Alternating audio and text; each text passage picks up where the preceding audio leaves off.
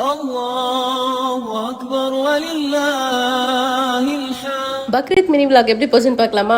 இன்னைக்கு பக்ரீத் மாதிரியே இல்ல, அதுதான் உண்மை. ஏன்னா லாஸ்ட் வீடியோல சொல்லியிருப்பேன் ராசுகுட்டி கழிப்பட்டிருக்குன்னு சொல்லிட்டு. ஸோ அவங்க இன்னைக்கு சுத்தமா காலையில எந்திக்கவே முடியல. நைட்டெல்லாம் வலின்னு தூங்காம காலையில 7:30 மணி வரைக்கும் எந்திக்கவே இல்லை. எப்பவும் முதலா குளிச்சுட்டு தொழுக போயிருவாங்க. எப்பவும் பெருநாளைக்கு 4 மணிக்கெல்லாம் எந்திரிச்சிருவேன். இன்னைக்கு 6 மணி ஆயிடுச்சு எழுந்திருக்கவே. நான் டிஃபன் ரெடி பண்றதுக்குள்ள பிள்ளைங்க ரெடி ஆயிட்டாங்க. ஸோ பிள்ளைங்களையும் மாமாவையும் தொழுகைக்காக பள்ளிக்கு அனுப்பிட்டேன். அவங்க போனதுக்கு அப்புறமா நான் ரெடி ஆயிட்டு நான் வீட்லயே தொழுதுட்டு தொழுக போயிட்டு வந்த உடனே சாப்பிட உட்காந்தாச்சு. இன்னைக்கு ஸ்பெஷலா எதுவும் செய்யல. பூரி, இட்லி, சிக்கன் சால்னா தான் செஞ்சேன். சாப்பிட்டு முடிச்சுட்டு ஹாஸ்பிட்டல் கிளம்பிட்டேன். இன்னைக்கு 2வது கட்டுக்காக போகணும். ஸோ அதனால இன்னைக்கு காலையில வந்து டாக்டர் வந்திருக்காங்கன்னு சொன்ன உடனே நாங்கள் கிளம்பிட்டோம். புத்தூர்ல இருந்து ஸ்ட்ரெயிட்டா இங்க வர்றாங்க. வீக்லி ஒன்ஸ் வராங்க போல இருக்கு. ஸோ இன்னைக்கு விட்டு அடுத்த வீக் தான் அது ரொம்ப கேப் ஆயிரும்னு சொல்லிட்டு இன்னைக்கே போய் போட்டு வந்தாச்சு.